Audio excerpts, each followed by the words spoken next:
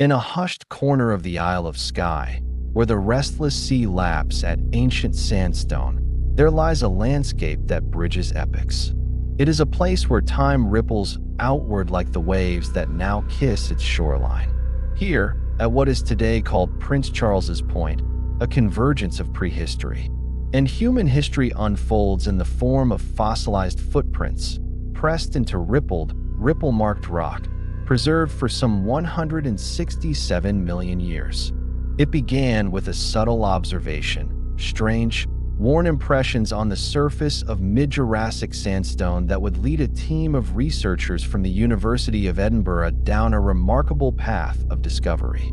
There were 131 footprints in all, each one a frozen moment in time from the Middle Jurassic, a period long veiled in scarcity across the fossil record. Scientists would come to recognize them as tracks left by car-sized theropods, the megalosaurs, which are distant cousins of Tyrannosaurus rex, and also by lumbering sauropods, the long-necked, plant-eating giants of their day. These marks, upon closer inspection, turned out to be more than curiosities. They were snapshots of behavior, traces of dinosaur life preserved in stone. They revealed both predator and prey moving through a freshwater lagoon, where they gathered in a scene of tranquility rather than fear, as if snapshots of Africa's watering holes, but frozen in ancient stone.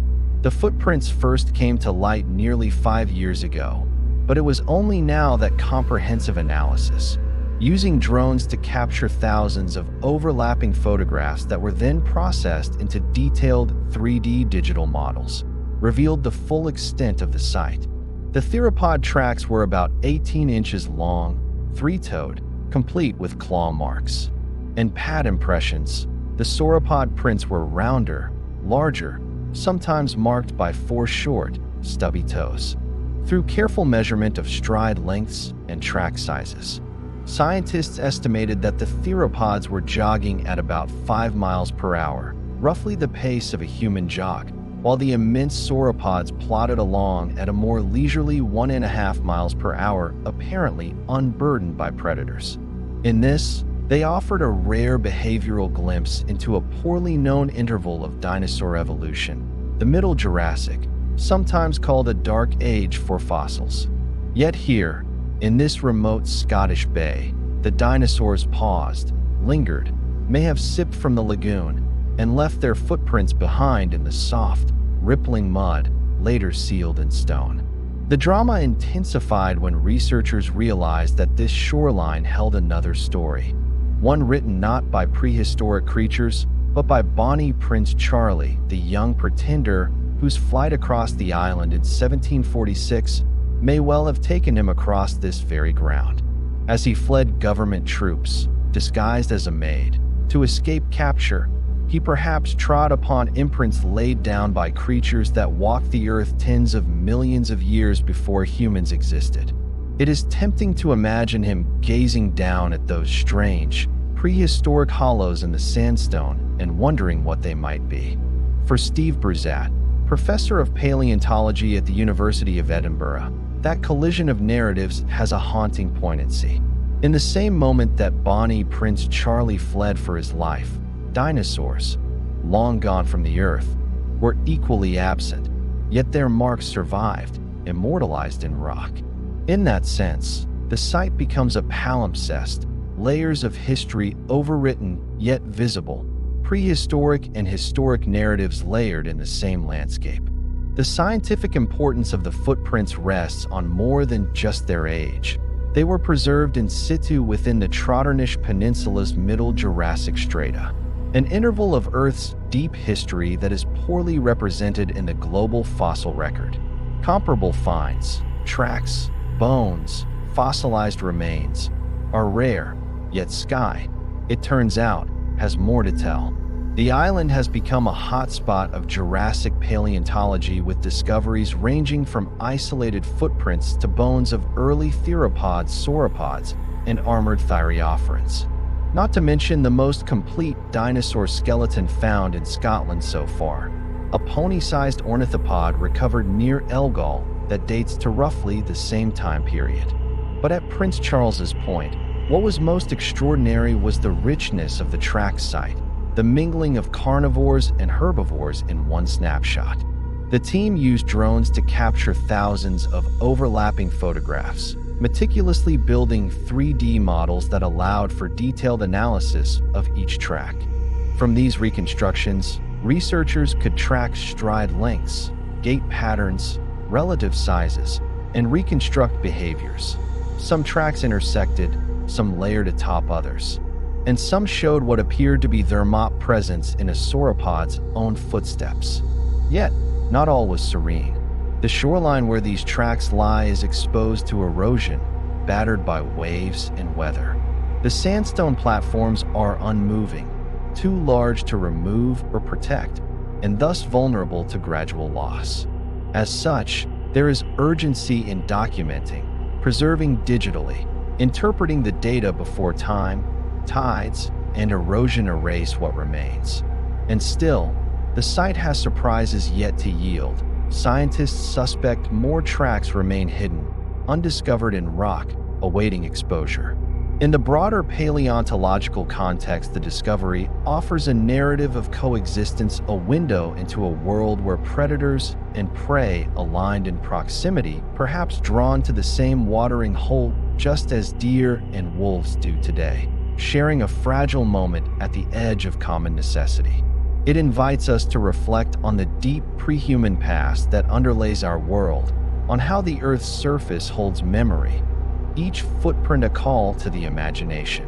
In the next part, I'll continue to draw out the layers of narrative, expanding on the geology of Trotternish, the paleo-environments of Middle Jurassic Scotland, the methods used by the research team, and the significance of this find for our larger understanding of dinosaur evolution. Just let me know when you're ready for part 2. The key to interpreting these prints lies not just in their shape, but in their placement in time.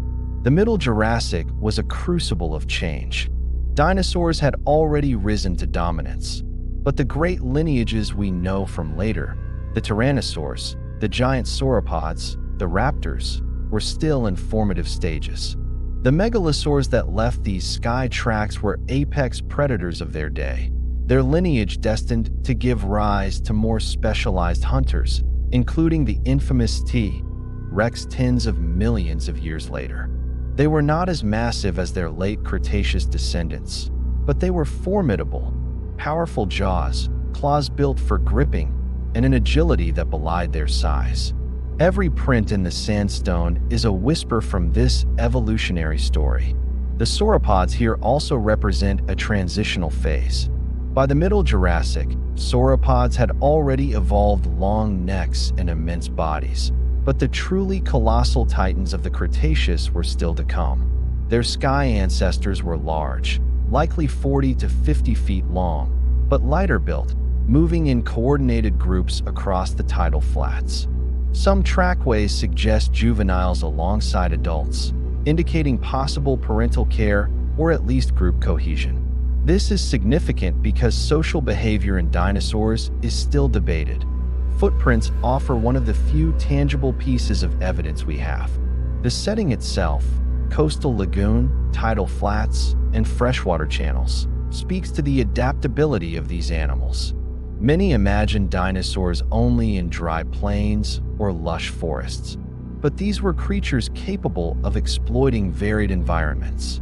The Skye site proves that large dinosaurs lived and thrived on what was effectively an island ecosystem, connected by shallow seas and coastal corridors to the wider Jurassic world. This is where the story intersects with global paleogeography. During the Middle Jurassic, the supercontinent Pangaea was breaking apart. New oceans were forming, climates shifting. Europe was becoming a patchwork of islands and shallow seas. For dinosaurs, these shifts opened new pathways and barriers, shaping migration routes. The footprints on Skye may represent a moment in one such journey. Herds moving seasonally between land masses, predators shadowing their movements, all dictated by tides, vegetation, and prey availability. These patterns matter because they reveal how resilient dinosaurs were to environmental change. knowledge that resonates today as we confront our own era of rapid climate shifts. But to extract these lessons, scientists must first interpret the raw evidence with precision. That's why the University of Edinburgh team went beyond photography and mapping. They analyzed track depths, angles, and pressure ridges to estimate weight distribution and gait. A deeper print at the toe, for instance, might suggest a burst of speed or a change in direction. Parallel trackways of similar stride length could indicate multiple individuals moving together. Cross-cutting prints reveal which animals passed first, which followed, and sometimes even whether they paused or turned. It is painstaking work, but the payoff is a reconstruction of a day in the life of a Jurassic ecosystem. And what a day it must have been. Imagine the sun breaking over a subtropical horizon, the air filled with the calls of pterosaurs and the splash of fish in the shallows. A megalosaur steps into view, its head turning slowly as it surveys the lagoon. The sauropod herd is already there, their necks dipping low to feed on shoreline vegetation. The predator watches but does not approach. The size difference is too great, the risk too high. Instead, it moves on, leaving a trail of three-toed prints that will harden in the midday heat, be buried by silt in the next flood, and eventually turn to stone. Millions of years later, a human hand will trace those same impressions, the moment perfectly preserved. This is the magic of the fossil record, not just the preservation of form, but of moments. The Skye discovery also reminds us that great finds are not limited to remote deserts or famous fossil beds. They can happen in places where history, culture, and science collide. Few sites in the world can claim to preserve both dinosaur footprints and the escape route of a fugitive prince. This dual heritage is part of what makes the Isle of Skye so compelling. It is a landscape where you can walk from the remnants of a Jurassic lagoon to the ruins of a croft abandoned in the highland clearances, to a cliff where seabirds wheel in the Atlantic wind. All of it is one continuum of life and change. Yet the fragility of that record cannot be overstated. The prints lie at the mercy of tides, storms, and human interference. Once eroded, they are gone forever. That is why researchers stress not only scientific study, but public awareness. Already, the 3D models are being used to create virtual exhibits, allowing anyone, anywhere, to explore the trackways in detail. Schools in Scotland are incorporating the discovery into curricula, using it to teach both natural history and the importance of conservation. And there is still more to find.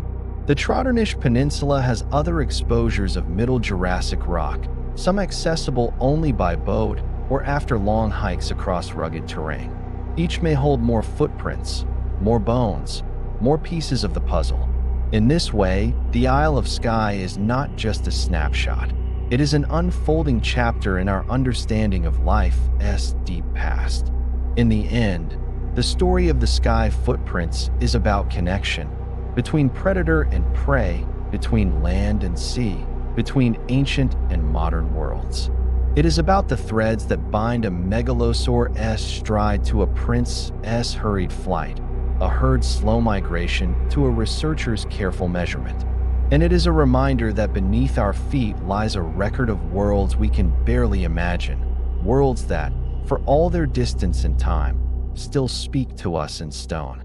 When the tide rolls in at Prince Charles's Point and the tracks vanish beneath the water, it is tempting to think of them as lost again, returned to the silence of deep time. But they are not lost. They are written into the rock, into the landscape, into our collective memory. And as long as we keep seeking, keep looking closely at the ground we walk upon, the earth will continue to tell its stories. Stories that begin in the mud of a Jurassic lagoon and end, for now, in the telling. To understand the meaning behind these prints, one must first travel back, not in space, but in time, to the Middle Jurassic 167 million years ago. What we call the Isle of Skye was then part of a much warmer, wetter world. Scotland was not a rugged archipelago battered by icy winds, but part of a subtropical coastal plain lying close to the equator. Instead of heather and basalt cliffs, there were lush fern prairies, horsetails growing in thick stands, and conifers reaching skyward. The air was heavy with humidity, the sky alive with pterosaurs whose leathery wings cast fleeting shadows over the lagoons and river deltas that braided through the lowlands. Skye's landmass was linked to a greater expanse of what we now call Europe, and the surrounding waters teemed with fish, amphibians, and early marine reptiles. But on the muddy flats and lagoon edges moved the true rulers of the land, dinosaurs. The predators, the theropods, were not yet the bone-crushing tyrants of the late Cretaceous. Instead, they were megalosaurs, car-sized carnivores armed with serrated teeth and muscular hind limbs. Their bodies were built for bursts of speed, their eyes keenly tuned to movement. In the same space, the sauropods moved with ponderous grace, their long necks sweeping in slow arcs to strip vegetation from the trees. Some of the sky tracks suggest juveniles alongside adults, hinting at herding behavior, a prehistoric family group on the move. The lagoon where they walked was shallow and calm, fringed with mudflats that captured each step in soft sediment. At certain times of year, these flats dried just enough to harden before being buried under fresh layers of silt, preserving the impressions. Over millions of years, pressure and mineralization turned mud into rock, locking the moment into the stone's memory. But footprints tell only part of the story. To the trained eye, the rocks around them reveal more. The Trotternish Peninsula's Middle Jurassic rocks are interbedded layers of sandstone, mudstone, and occasional volcanic ash deposits. These layers record fluctuations in climate, sea level, and tectonic activity. Some layers show ripple marks left by gentle waves. Others hold trace fossils of invertebrates, burrows, feeding trails, speaking of a thriving ecosystem. A closer look at the track site revealed the theropod prints were often oriented in the same general direction, suggesting a purposeful movement, perhaps towards the lagoon to drink or across a feeding ground. The sauropod tracks, in contrast, sometimes overlap in multiple directions, as if the herd lingered, feeding before moving on. The depth and clarity of the prints also tell us about the ground's consistency that day, firm enough to hold shape, soft enough to receive detail. The research team's use of drones was not just for convenience, it was necessity. The track site lies in the intertidal zone, accessible only at low tide. Even then, the window for study is narrow. Waves reclaim the ground in hours, forcing the scientists to work quickly, their equipment balanced on slippery sandstone, the sea ever approaching. The drones allowed them to capture the site in its entirety from above, mapping it before the tide rose again. Thousands of images were stitched into high-resolution 3D models, enabling detailed measurement long after the fieldwork was complete. This technology also creates a permanent record, preserving the tracks digitally even if erosion takes the originals. For paleontologists, this site answers questions but raises more. The Middle Jurassic is a period from which few dinosaur fossils are known globally. This scarcity has left gaps in our understanding of how major dinosaur groups evolved, diversified, and spread across continents. The sky tracks bridge part of that gap. They show that large theropods and sauropods coexisted in northern Europe during this period, thriving in coastal environments far from the more famous Jurassic deposits of North America or China. Moreover, they hint at complex ecological interactions. In many fossil sites, predator and prey traces are separated, different times, different places. But here, they are interwoven, preserved together. Perhaps the lagoon was a seasonal gathering place, where herds and hunters both came for water. Or perhaps it was simply a crossroads, a lowland pass along a migration route. One can almost picture the scene. Morning mist clinging to the water's edge, a megalosaur stepping lightly across the mud, pausing to sniff the air. Nearby, the ground trembles under the weight of a sauropod herd, their deep calls rumbling like distant thunder. Neither group shows panic or pursuit, just coexistence, each focused on its own purpose. Yet, while the dinosaur story is ancient, the human story here is young by comparison. The very same bedrock that bears these prints later formed the rugged shoreline navigated by Scottish clans, fishermen, and fugitives like Bonnie Prince Charlie.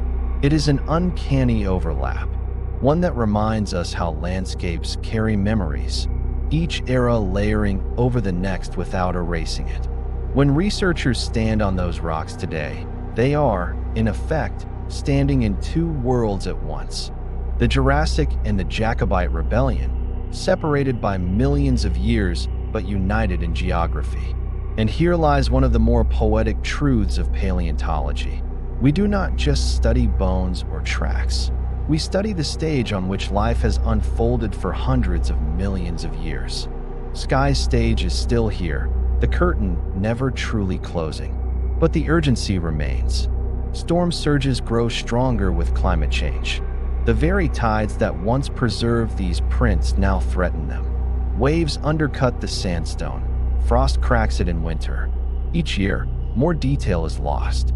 That is why the digital mapping, the 3D reconstructions, and the ongoing monitoring are not just academic exercises. They are acts of preservation against inevitable loss. In the final part, we will follow the footprints deeper into the questions they provoke, what they reveal about dinosaur migration, climate, and evolution, and why, in the story of life on Earth, a remote Scottish lagoon matters as much as the badlands of Montana or the deserts of Mongolia. He sits at a small, round wooden table in a modest living room, soft lamplight pooling across the pages of an old, leather-bound journal. The years have etched lines into his face, each wrinkle a silent witness to memories carried long in quiet. At 65, Lieutenant Commander Harold Stjeystrand, retired Norwegian Navy diver, has lived with a secret he rarely spoke of, not even to his own family. Tonight, for the first time in 38 years, he begins to speak.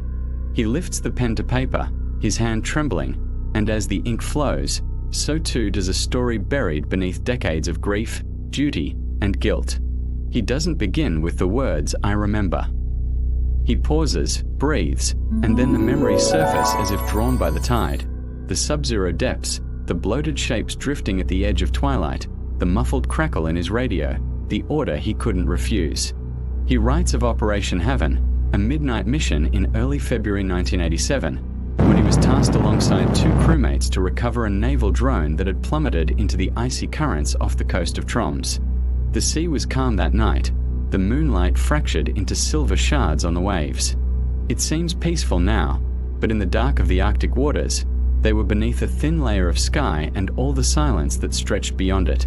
The three of them descended, the drone's signal guiding them deeper until it vanished. They searched in the black, their light slicing through the water. Then, dark shapes emerged. Two forms, silvery and unnatural. The drone, or what was left of it, and something else. A shape that looked like a body. Harold's heart paused. He looked at his crewmate, Lieutenant Christoph Sundal, whose bubble streams quavered beside his mask. They signaled upward. The radio crackled. Abort. Abort. A single word echoing in the metal and glass of their suits. Instinct flared, and they began to ascend, tethered to each other, to life, to the surface. But Christoph's tether snagged on twisted metal. Harold could feel the jerk, the subtle shift in weight. For the briefest moment, he considered letting go. He knew, if he did, that Christoph would vanish into the deep, and he would be alone. But he did not let go. Writing this now, he cannot remember the order himself. Whether he froze, whether he fought. He only knows two tugs, two straining breaths, and then he was on the surface, clawing air, the drone's light pulsing weakly beside him, Christoph silent below. They never recovered Sundal. The official report calls it a tragic accident. Entanglement. An honest mistake. The Navy files closed. But it haunted Harold. Every night he heard the hiss of his own breath as Christoph's air should sound. Every time the wind gusted through the pines by the cabin, he imagined the snap of the tether, the final descent, the water closing around a friend. Over the years, he wrote letters he never sent, to the widow, to the family, each ending with "I'm sorry." He sealed them, then tucked them in a box that he never opened. He resigned quietly, avoiding conversations, avoiding eyes. He swallowed the silence whole, until he reached retirement, when the desire to speak again, to unburden his heart, seized him. He remembers the first notes he scribbled, words trembling as they collided with shame and longing. His voice cracked on the page, then steadied. Tonight, with the journal open, he reads the first line aloud. "My name is Harold Strand. I was there, and I'm sorry." The confession tastes like salt, fierce and urgent, as if the sea itself courses through his veins again. The lamplight flickers as he breathes. Something in him shifts. He knows that when this recording is released, there will be those who say he is betraying protocol, that is reopening wounds long healed. But he cannot remain silent any longer. He will face the questions. He will face the anger. He will face himself. Because some truths must be spoken, even if their echoes last a lifetime. The recording clicks off. Outside, the wind stirs the curtains. The silence returns, no longer his alone, but shared. The interview takes place in a small studio in Oslo, walls padded to swallow sound, a single microphone between him and the reporter. The air smells faintly of coffee and dust. Harold sits stiffly, his navy blazer neatly pressed though the brass buttons have dulled with time. His voice is low, almost hesitant at first, as if every word risks breaking the surface tension of decades. "They told us it was a retrieval," he says, eyes fixed somewhere beyond the table. "Just a routine dive. 40 meters. In and out."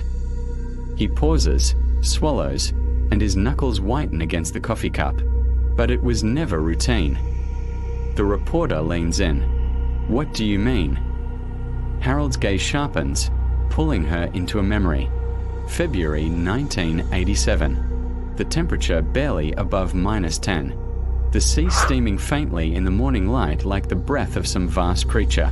They boarded the Zodiac at dawn, the inflatables motor growling as it carried them toward the coordinates. The drone, a prototype, was worth millions, they were told. Sensitive equipment.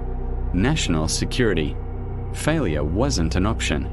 He remembers the way the ice crunched against the hull as they pushed farther into the fjord. Water so dark it seemed to drink the daylight. The dive itself began without drama. Weighted belts tightened, tanks checked, regulators tested. They tipped backward into the black, bubbles streaming up like quicksilver. It took minutes for the sunlight to vanish entirely, their world reduced to the pale beams from their helmet lamps. Then the signal, faint but steady, guiding them down. That's when he saw the first glint of metal. At first he thought it was the drone, but the shape was wrong. Angular, too large. He swept his lamp across it. A section of wreckage, old and encrusted with barnacles. And there, half caught in the frame, fabric, a sleeve, a hand. Christoph saw it too. His breathing quickened, a cloud of bubbles spiraling upward. They hadn't been briefed on anything like this. No mention of bodies. No mention of wrecks. But there it was, unmistakable, a human form suspended in the water, tethered by the arm to jagged steel. Harold reached for the radio. "Command, we've found something else. Possible casualty." Silence. Then, ignore. Retrieve the package. His stomach turned. He signaled to Christoph, "We can't just leave him." Christoph nodded. They finned closer, the body's face turned away, hair floating like seaweed. The fabric was dark, faded, the kind worn decades earlier. This wasn't recent. This man had been down here for a long time. That's when Harold felt it, a tug on his tether. He looked down. His line had looped over a twisted girder, the same one that trapped the body. He tried to free it, but the girder shifted, releasing a plume of silt that swallowed their lights. In the murk, shapes twisted, distances collapsed. Christoph's lamp beam cut across his visor, then vanished. Christoph. No answer. The silt thinned enough for Harold to see him, jerking at his own tether. It was caught fast in the wreckage near the body's legs. The clock in his head began to tick, the one every diver knows, the one counting down the minutes of oxygen. He swam toward him, tugging at the line, fingers numb in the cold. Over the comms, Christoph's voice came through, ragged, "Cut me loose." Harold hesitated. "I can. Cut me loose." The urgency in Christoph's tone left no room for doubt. The longer they stayed, the more the cold would drain their strength, the more the silt would choke their vision. He reached for the line cutter, the small blade glinting under his lamp. One swift motion, and the tether snapped free. Christoph surged upward, vanishing into the dark above. Harold turned to follow, but felt the girder shift again, slamming into his tank. For a heartbeat, he was pinned. He twisted, scraping free, then kicked hard, lungs burning, eyes locked on the faint shimmer of daylight above. He broke the surface gasping, blinking against the cold wind. The Zodiac was there, Christoph was not. They searched. Minutes stretched into an hour. The official report would later say he'd been lost in an uncontrolled ascent, his body carried away by the current. Harold would never see him again. Back in the studio, Harold's voice falters. "That's not all," he says quietly. The reporter waits. The man in the wreck, he wasn't in any Norwegian records. I checked. His uniform, if that's what it was, didn't match ours, or anyone's I knew of. The silence between them grows heavy. Outside, traffic hums faintly. Inside, the air feels still. The reporter clears her throat. "So, who was he?" Harold leans back, eyes closing for a moment. "That," he says, "is why I've stayed silent all these years." He doesn't answer the question. Not yet. Some truths, even now, feel too dangerous to name. The reporter's pen stills on the page, her eyes fixed on Harold as if afraid that if she blinks, he'll vanish back into silence. He exhales slowly, and for a moment the only sound in the room is the faint hum of the recorder. After Christoph was gone, he says, "I should have been pulled from the mission, but they sent me back down. Alone." His words are flat now, stripped of emotion, as if he has rehearsed them in his mind for decades.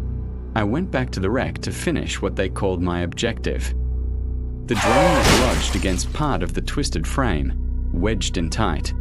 I cleared the silt and pulled it free, but I couldn't leave, not without looking again. He pauses, fingers curling slightly against the table. I swam back to the body. His skin was pale, almost waxy, but it hadn't decomposed the way I expected. The cold had preserved him. His face, Harold's voice thins, almost breaks. He looked like he'd been down there only days. And there was something else. The suit he wore, it wasn't neoprene. It wasn't anything I'd ever seen. Seamless, smooth, almost metallic to the touch. And his helmet, if you could call it that, was a single piece, with no visor seam. Just a dark surface, reflective enough that when I moved my light, it shimmered like oil. He leans forward. I tried to get closer, to see his features, and that's when his eyes opened. The reporter's breath catches. "You mean?" "I mean he was alive." Harold nods once, the memory etched deep. Not fully, not like you and I, but there was movement, a flicker. His pupils reacted to my light. And then, he glances down at his hands. I felt it. Not in my ears, not in my comms. In my head. A voice, clear as thought. It said, "Leave." One word. Not a request. An order.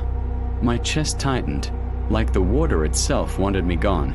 And for the first time in my life, I obeyed without hesitation. He describes how he kicked backward, heart hammering, dragging the drone with him.